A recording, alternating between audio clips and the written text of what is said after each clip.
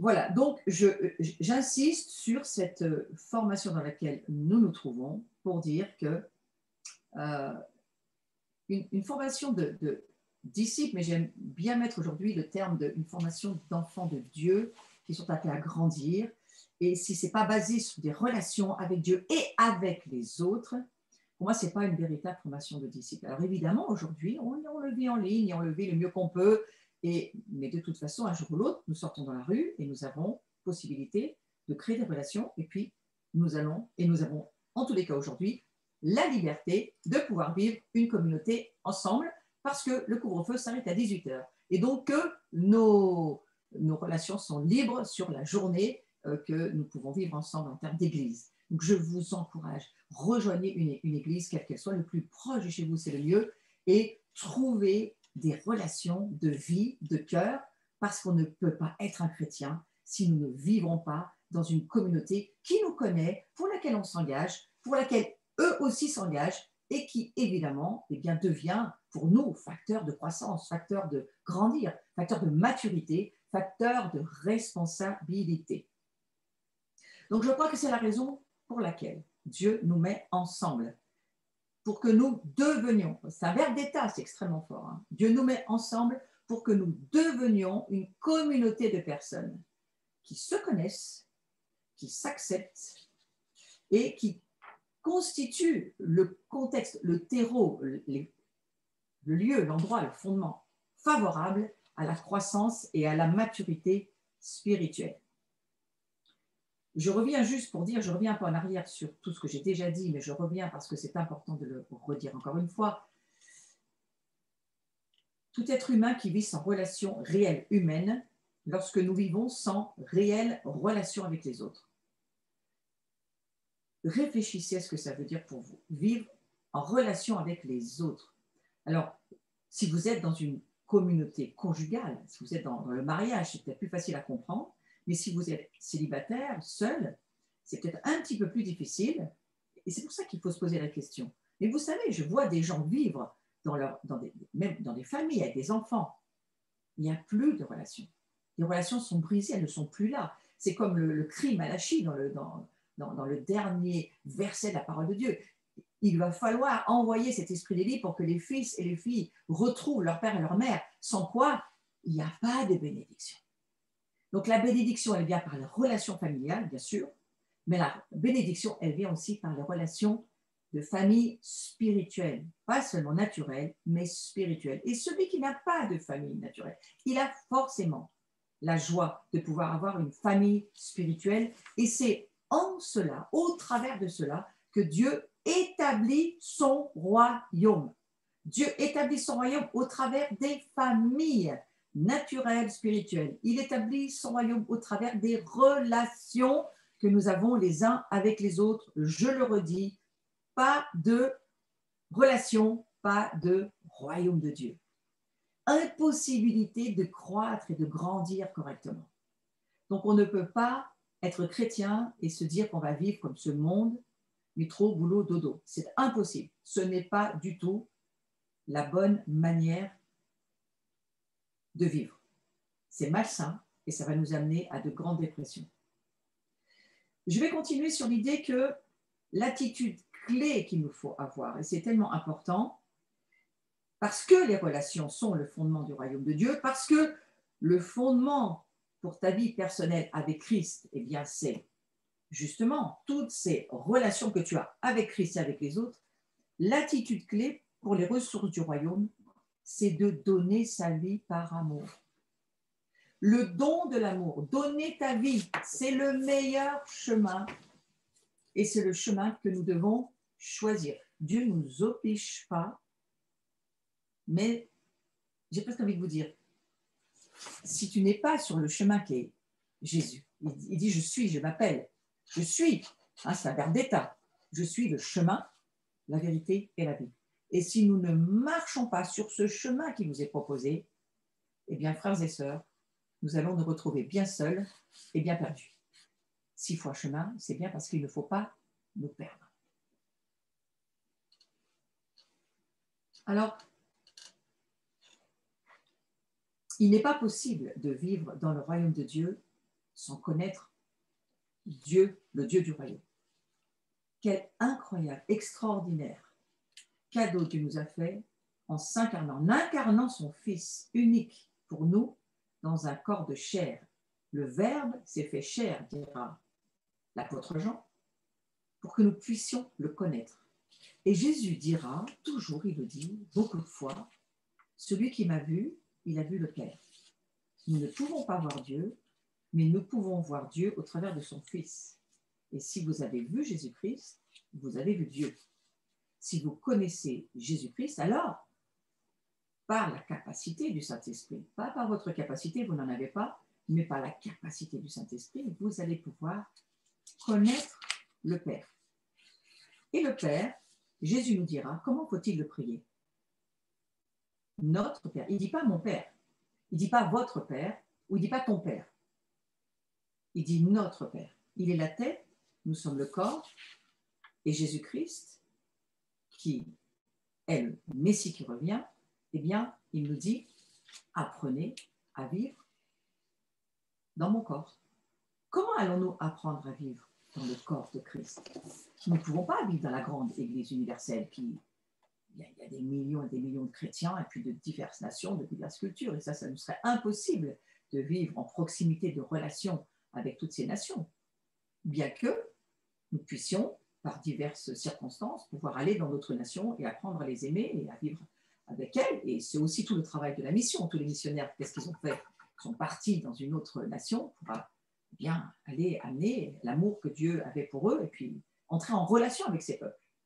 Alors ça, c'est vraiment, je crois, ce qui fait partie du grand mouvement de Pentecôte et du grand mouvement de la mission. Et ça doit habiter dans notre cœur. Cela est extrêmement important. Pratiquons-le. Ouais. Mais je crois aussi qu'il y a vraiment cet appel pour chacun d'entre nous à réaliser cette importance relationnelle avec peut-être notre voisin de palier. Est-ce que nous sommes ouverts à vouloir, lorsque le Saint-Esprit nous le permet, ce n'est pas nous qui devons décider par nous-mêmes avec notre âme, je vais aller évangéliser dans la rue, faire tout ce que Non, je crois qu'il faut marcher par le Saint-Esprit. C'est bien l'objet de cette formation dans laquelle nous sommes depuis plusieurs mois maintenant. Marchons par l'Esprit. L'Esprit Saint qui est en nous, il nous donne la capacité habilitante. Il nous donne la grâce. C'est ma définition du terme la grâce. C'est la capacité habilitante, spirituelle. Lorsque nous sommes dans la volonté de Dieu, lorsque, comme Jésus le dit, eh bien, je fais les choses parce que le Père me montre que je dois les faire. Et nous-mêmes, nous devons vivre comme ça. Faire ce que le Père nous dit de faire, et le Père, il nous parle au travers de sa parole. C'est la parole de Dieu qui nous parle. Donc, il faut passer du temps dans la parole de Dieu, chercher à entendre ce que Dieu veut nous dire sur ce chemin sur lequel nous sommes. Mais je le redis, ce chemin qui s'appelle Jésus, ce chemin qui est Jésus, il nous faut décider d'y marcher. Et pour y marcher, nous ne pouvons absolument pas marcher sans l'Esprit Saint. Donc je ramène l'Esprit Saint au centre de notre pensée aujourd'hui. C'est l'Esprit Saint qui nous donne la capacité de marcher par l'Esprit, de suivre Jésus, de désirer aimer et Dieu est notre prochain, désirer aimer les nations. Tout ce que le cœur de Dieu désire devrait être une prière pour nous. Et le Saint-Esprit dit mettre dans notre cœur ses désirs. Alors prions-le aujourd'hui, si vous voulez bien. Prions que les désirs de Dieu, bien nous puissions prier qu'ils deviennent nos désirs. Pas nos désirs d'hommes et de femmes de chair ou dirigés par leur âme avec tous leurs désirs propres, personnels, mais non, désirer recevoir ce cœur de Dieu, ce chemin sur lequel nous marchons. Au fur et à mesure que nous marchons sur ce chemin et que nous grandissons, c'est bien là le sujet de ce cours aussi, alors que nous grandissons, eh bien, nous allons de plus en plus être sensibles au désir du cœur de Dieu. Donc l'attitude clé, je reviens pour les ressources du royaume, eh bien, c'est de donner votre vie par amour pour les autres. Donnez pour les autres. Servez les autres. Apprenez cela. Et alors vous verrez la satisfaction que vous ressentirez au fond de vos cœurs, parce que vous serez tout simplement en train d'accomplir ce pourquoi vous avez été créés. Marchez en suivant le Fils de Dieu. C'est, je crois, ce que signifie aimer Dieu et aimer les autres. L'absence de relation, je l'ai déjà bien développée, donc je ne vais pas revenir à cela. L'absence de relation, c'est une misère et aujourd'hui, nous devons combattre cette misère. Nous devons combattre par la miséricorde de nos cœurs. Il faut combattre cette horrible situation dans laquelle l'humanité s'est mise. Vous savez, on dit que le diable, eh bien oui, le diable ne prend que les droits qu'on lui donne, mais l'humanité se met dans des situations très difficiles et nous y sommes. Et c'est bien aussi pour cela, je crois, que eh bien, nous allons suivre un chemin de repentance pour des mois encore et des mois. Il nous faut nous repentir et chercher à nous réaligner, à nous repositionner dans le plan parfait de Dieu. Alors, donnons nos vies, frères et sœurs, parce que la vie d'une église, ce n'est pas un centre d'information. Ah oui, je vais vous le redire autrement. L'église n'est pas là pour vous informer d'un tas de choses.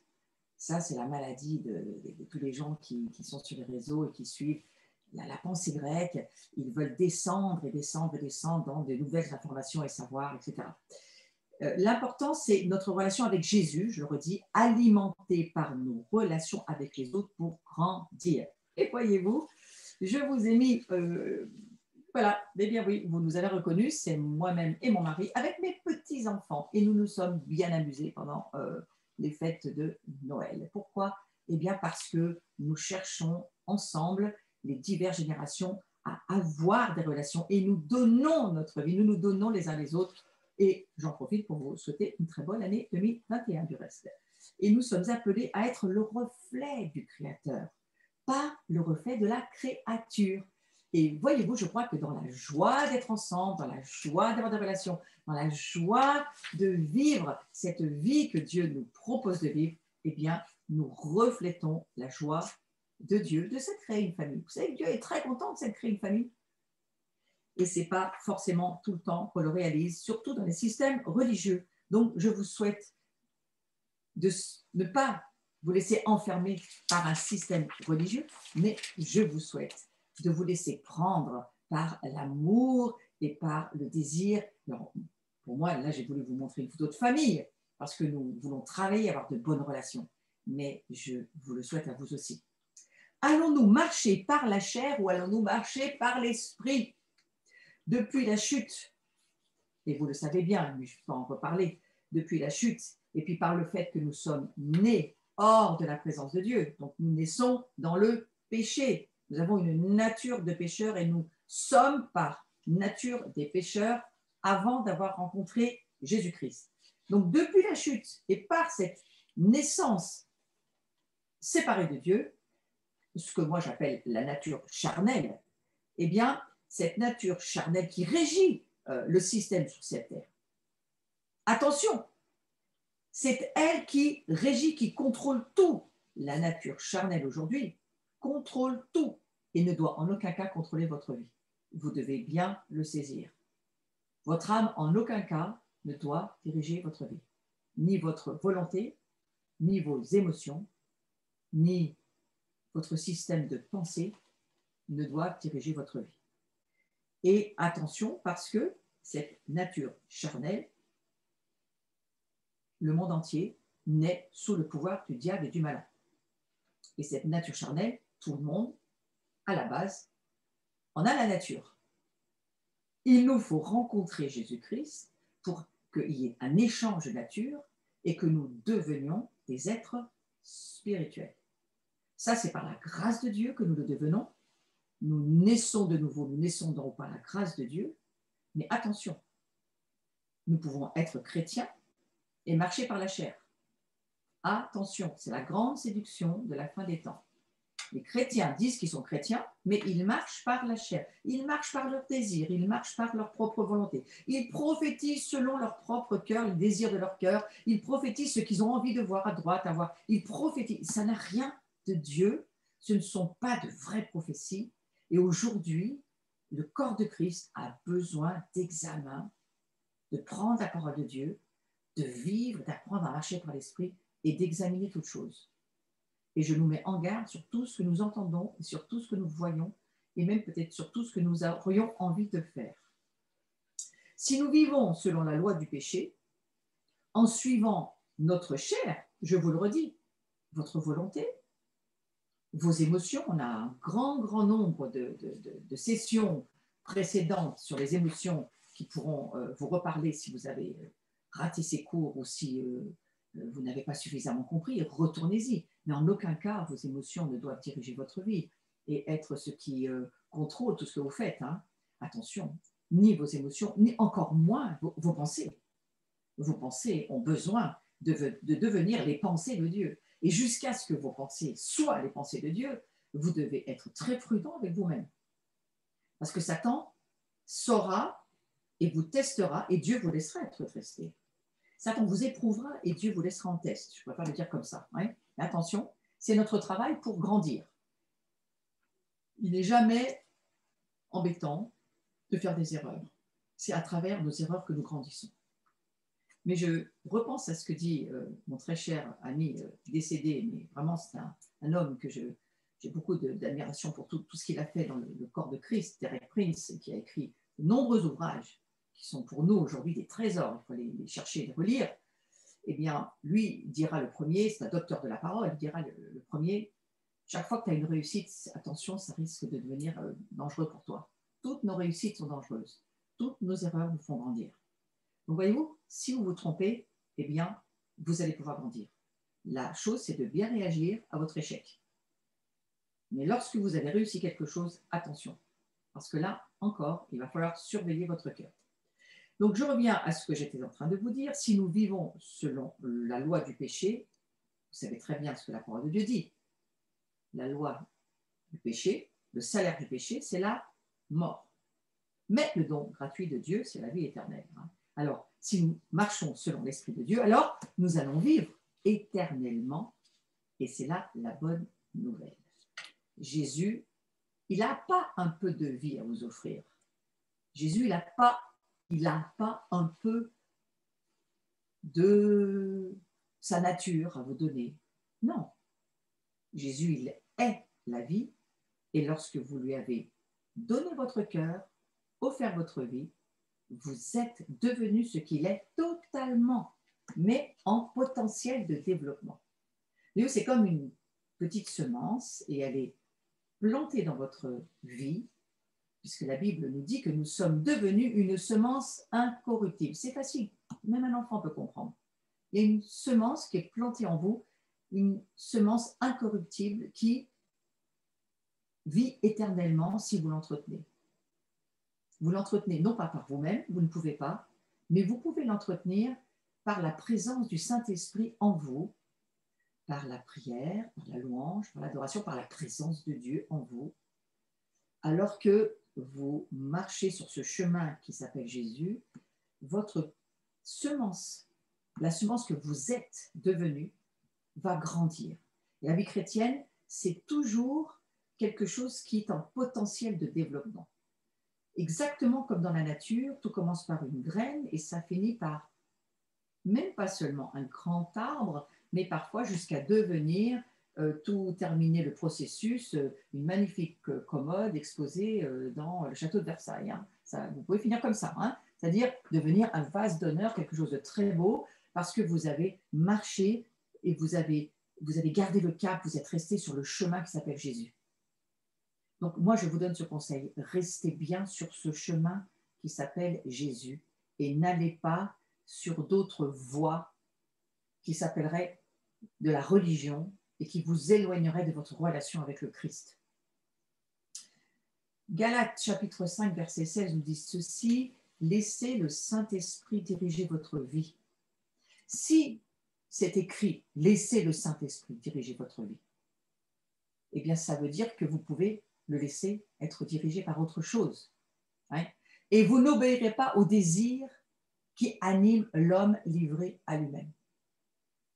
Donc, non seulement prions pour qu'aucun de nous qui sommes là, connectés aujourd'hui, nous ne soyons livrés à nous-mêmes, mais prions pour que le Saint-Esprit dirige notre vie. Et faites-en une prière quotidienne. Saint-Esprit, s'il te plaît, dirige ma vie. Saint-Esprit, s'il te plaît, garde-moi de moi-même. Garde-moi de qui je suis, qui s'éloignerait de toi. Aide-moi à faire grandir toi, cette semence incorruptible que tu as mis dans ma vie. Aide-moi à ce que cette semence grandisse. Voilà ce que je crois qu'il serait bon de faire en termes de prière pour ces jours. Que le Saint-Esprit nous aide à rester, à garder le cap de la marche par l'Esprit et certainement pas de la marche par ma propre chair.